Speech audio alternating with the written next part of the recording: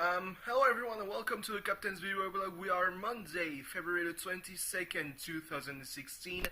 Actually, we are Tuesday morning, it's 8:30. Half past 8, yeah. Sorry about that. I got a little bit too French here. So, what's the hubbub, you know? I had originally planned on filming this very video, like around 1:30, 1:40 a.m. But then I wasn't done eating. God, there's a lot of reverb here. I'm definitely not recording my async submissions here, though it might help because, I mean, as long as I speak into the microphone, there should be no problem. So I'm currently with my dog here and with my cat. Damn it, my cat. So the two biggest assholes I know. I personally know, at least. Because there is seeing them, being chill and all, but they will usually just jump at each other's throats. So yeah. So anyway, yeah. God damn it, Fastlane wasn't good. There were some good matches, but there were no interesting stories. I mean, as I said to my friend, with whom I watched the show at his apartment, a show can have no title change, but you have to tell a story.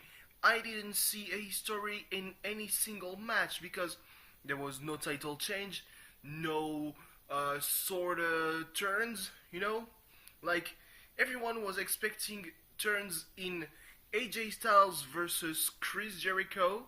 I was expecting Chris Jericho to turn, full heel. That would have been great for this rivalry. Obviously, they had to settle the score and push AJ Styles, which I don't think they actually did, since in Raw he teamed with Y2J. And a turn in the triple threat in the main event, which was, I think it was predictable as fuck that Roman Reigns would be the one to win.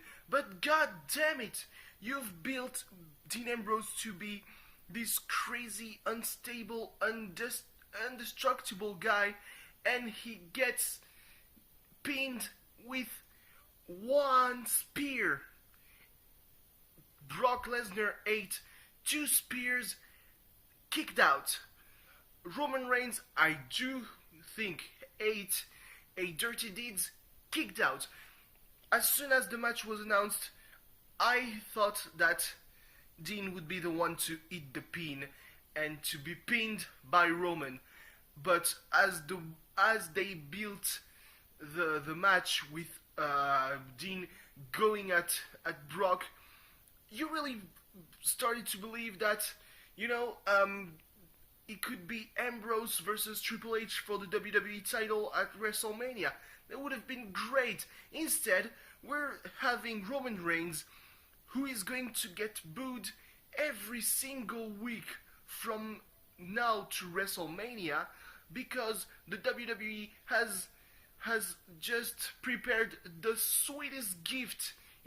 It's a tour of the smarkiest towns in the USA. Tonight was Detroit.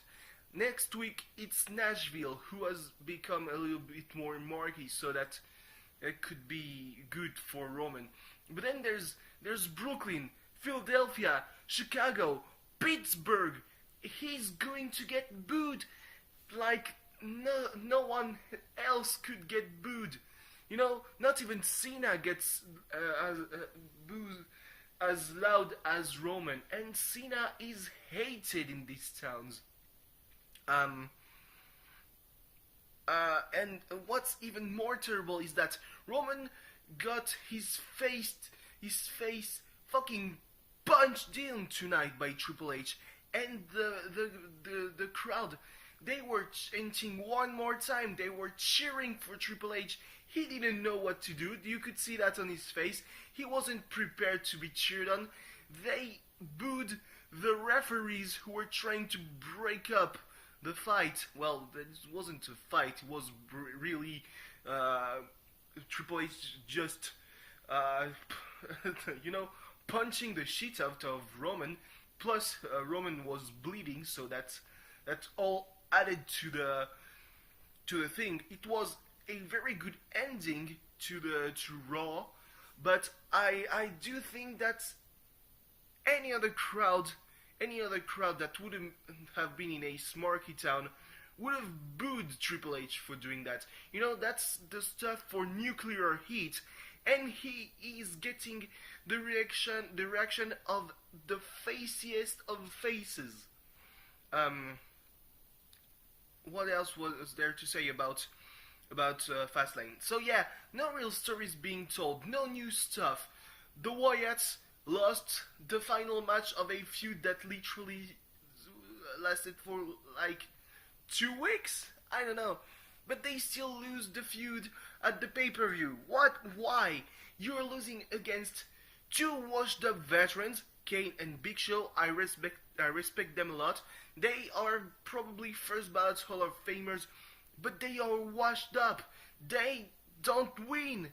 And Ryback. But on Raw, there was a rematch, and Ryback walked out saying that he has to watch out for himself, and the spotlight should be on him. I don't understand why that didn't happen last night. You had to make them win. Oh, it's all good and all. You have a rematch that nobody wants, and there you make Ryback turn. That's a dumb choice. That's not great booking. What the hell are you doing? The first hour of Raw tonight was so good, and then it was just until the very end. Yeah. What else? The pay-per-view. I was expecting the Wyatts to intervene in the triple threat just because of how much they focused their offense on Brock Lesnar during the Royal Rumble. And nope, nothing, huh? That's top notch. What else? I mean, really, it's there was some good fighting, like in the Divas Tag Team match, Becky and Sasha versus Naomi and Tamina. Yeah, okay. That was predictable then again, because Becky and Sasha are bound to be in for the championship at WrestleMania. Charlotte has come out tonight and said that, yeah, you're Becky and Sasha, you're going to fight to see who will have the honor of facing me for the title at WrestleMania. But we all know how it works. The match is going to go on, Charlotte's going to intervene, and it's going to be a no contest, so no challenger, right? Well, people are going to believe that. Well, as if people still believe that.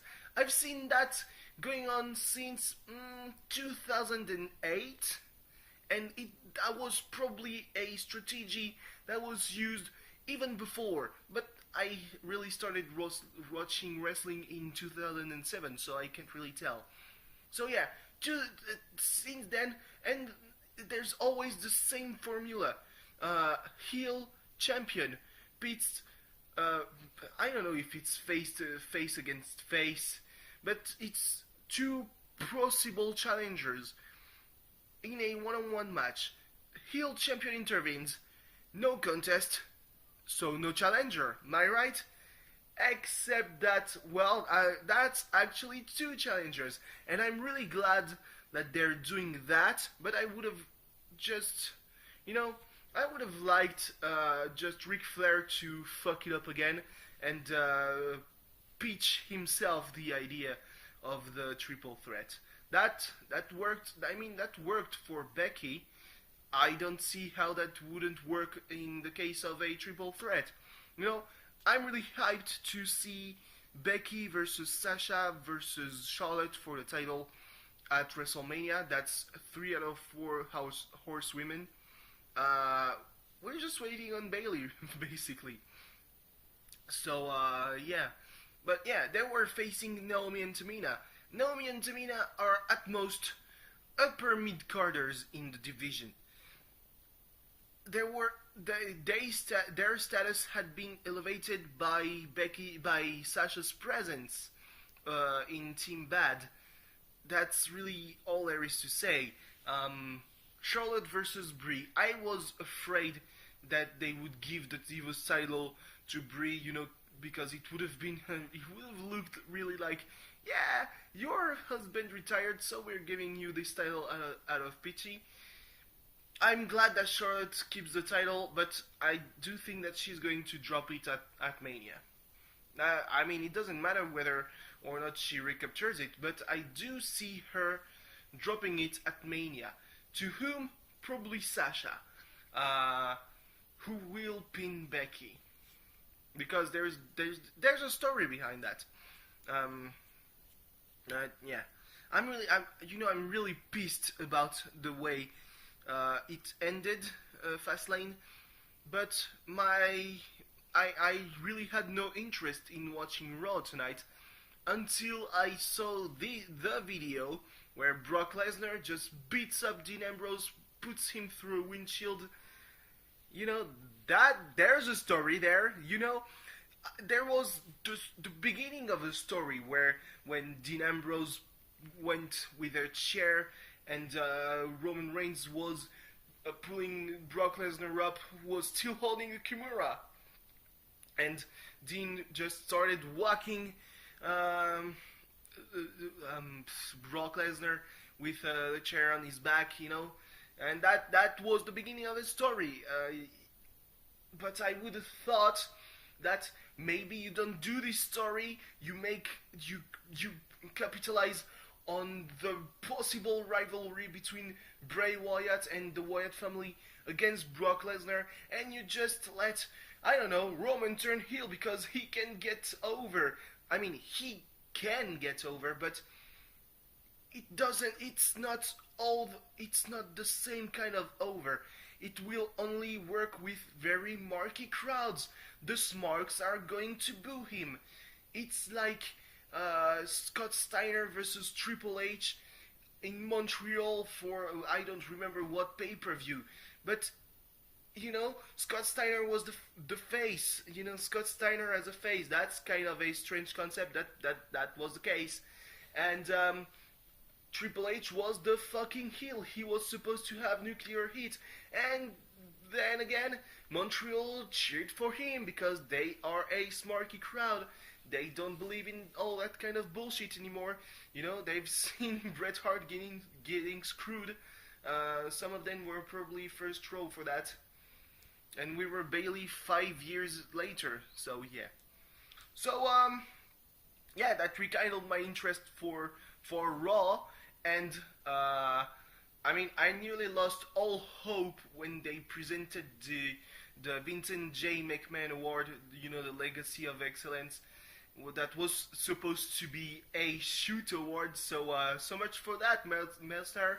I can't pronounce his name, but you know who I'm talking about.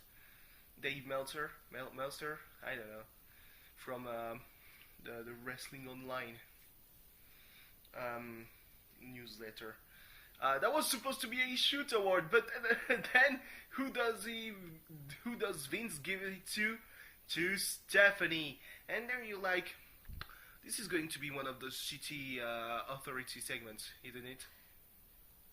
And it shapes up to be, but Stephanie comes out and she says, yeah, look at this, oh, this award is so great, look, oh, I knew that he was going to be for me, I didn't know it, but hey, I'm gonna celebrate with my husband, and suddenly, here comes the money, and I probably haven't marked out that much in a long time.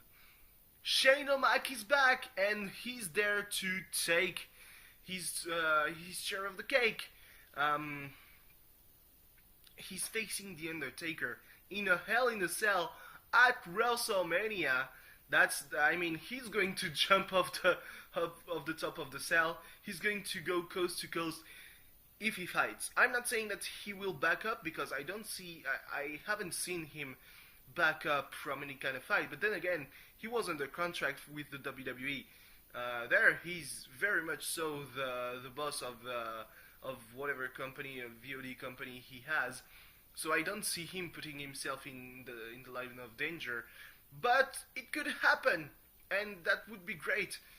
I see Taker losing because, for some reason, even though he's supposed to be there just on kind of a one-off appearance, it does make sense that Shane takes control over Raw, which is pretty much a shortcut for saying I'm taking control over the WWE. Except Triple H is gonna come out and say, hey, wait just a fucking minute. You're not in control of the whole WWE. You're in control of the main roster. I hold the NXT, the developmental system. We are week after week putting on the best show on this damn company. And we're invading, pretty much. It could be that. I mean, people were thinking that Shane could be taking over NXT, and Triple H would be fucking angry, kind of like the invasion where Shane signed the paper for the WCW and Vince just lost his mind. But I don't think we're going to see that. I think that an NXT versus Raw, versus WWE situation would be a great showcase for the NXT wrestlers. Maybe there could be some NXT wrestlers that have been promoted to the main roster suddenly turning on the WWE. Like, I don't see the New Day because they're pretty much established. But who knows? Maybe a Tyler Breeze, maybe a Neville, because they've been, underutilized. Kevin Owens could have kind of a where does my allegiance lay moment, and then it all comes back to the money. But yeah, that could be a thing. So yeah, Dean Ambrose came back in an ambulance, neck brace and all, limping to the, and he limped and then he crashed against a barrier, and it was on the ramp. And the biggest show of disrespect, he was laying on the floor just at the bottom of the ring, and Brock Lesnar just walked right over him. Like, oh well, there's something in the way. Step over it. Oh, that's not a cool move. And Dean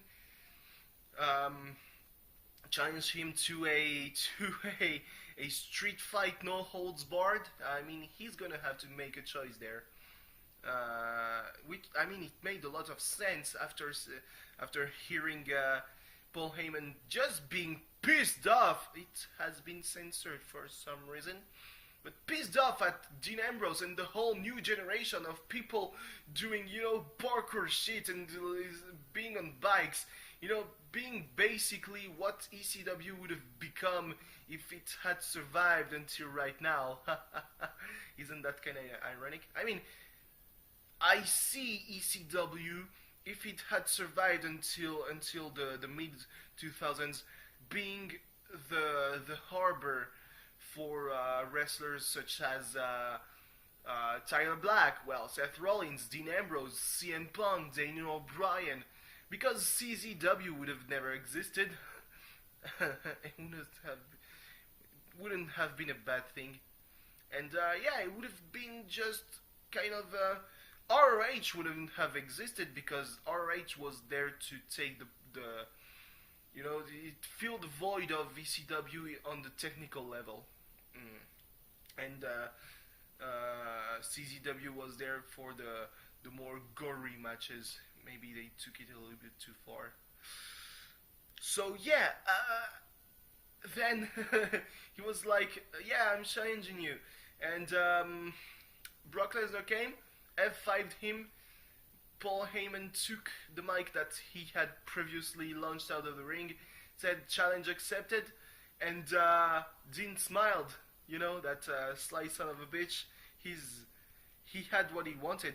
And I'm really hoping that Paul Heyman gets a lot of mic time during the 5 weeks leading up to Mania, because god damn it, he's going to make me feel like Dean Ambrose versus Brock Lesnar in a street fight is going to be the biggest fight of all time. And he can sell me that.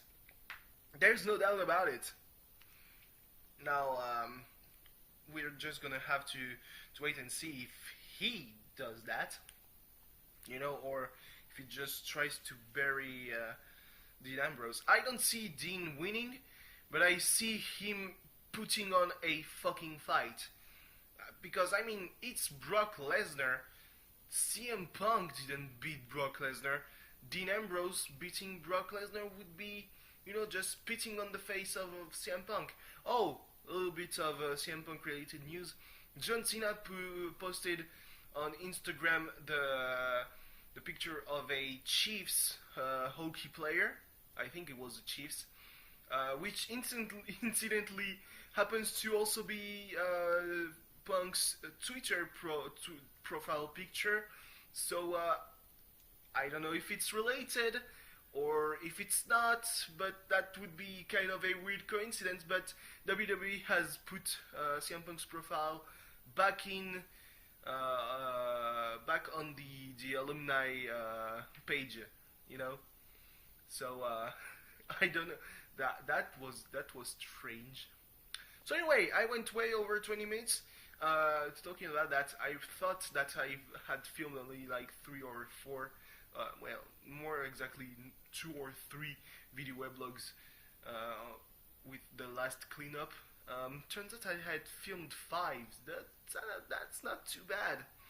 I'm just hoping that this one doesn't take too long to upload, you know. Oh, I haven't talked about what happened after. So we had this watch party, and I was supposed to take the bus at 7:05 a.m. Turns out that here buses are apparently running early. That's really weird. So I waited for 10 minutes. I should have told my friend that if I didn't manage to catch the bus, at least he should expect me for like 15 to 20 minutes. So I went back to the place he lives, and I'm glad that it was inside, but still it was pretty cold and pretty not comfortable, because it was literally, you know, sitting on the floor in the cold morning. I was really tired, so I slept from 7:40 to 8:45, but then I couldn't really get back to sleep because I heard one of his neighbors wake up and begin to do some shit, and I started being afraid that they would call the police on me, you know, because I was pretty much in the position of a homeless who happened to find a door open and entered. I mean, there's no breaking, but I entered, you know, and I don't live there. So yeah, I was a bit afraid. I was checking Facebook every 5 minutes to see if, because that's mainly the thing. If he's awake, he will see my messages. If he's not, well, he won't see them. So I was checking Facebook to see if he saw my messages. Suddenly at 9:25, he sees my message, and I'm like, you know, I'm still waiting at your door. He's like, are you kidding? And I'm like, nah, totally not. And I entered his apartment, and I slept until 1:30 of the afternoon. on his couch, not comfortable, but I'm not in a position to bitch. I mean, the official story was like I was at the right place at the right time, but turns out it was early. I wasn't at the right place, but I was definitely very early, and the bus was also early. So yeah, kind of pissed about that. Apparently, I should report that to the company who makes the bus go on the road, because that's not supposed to happen, and I kind of believe that. I believe that. And you know, that was more acting that Roman Reigns ever did. Once again tonight, he was like, "How do I look concerned?" He was looking for a face that would convey the emotion of concern for his fallen brother. And he didn't find it at all. He had two chances, and it was a strikeout in two shots. Fucking amazing. Bravo. Really. So really, this time, 26 minutes, way too long. But I realized that if I wanted to make that shorter, I should have recorded the post Fastlane video weblog in the morning. You know, wait at the point where I was waiting for my friend to open my door. But then again, it wouldn't have been online till late in the afternoon, and just or film the post Raw video weblog on the Tuesday video weblog. But I mean, the hype would have died down by a fucking lot. I mean, that's the biggest hype moment since Ziggler cashed in his Money in the Bank and Raw after WrestleMania in 2013, and I'm not kidding, really. Nothing really compared. Not even Daniel Bryan's victory. I mean, it was a great moment, but it was written. That and those two moments that I just mentioned, not written at all. I couldn't have believed that. I mean, we talked about an eventual return of Shane McMahon to the WWE, but ever since he left, people when he left, people thought it was a work, and then the rumors started going on, and nobody really believed it. And I mean, I should have believed it a bit, because there were rumors about it, and the biggest rumor about WrestleMania and The Undertaker after they cancelled the original project, which was making him face Braun Strowman. That was a terrible just terrible idea. Was to make him fight someone who's not in the company. And they signed Shinsuke Nakamura, so that's not they officialized Shinsuke Nakamura right after Fastlane, so that was, you know, out of the window. Karl Anderson announced that he was coming to the WWE, but you know, that's killing the surprise. Doug Gallows never said anything, but we don't see Karl Anderson not coming with Doug Gallows because of the rumors in January.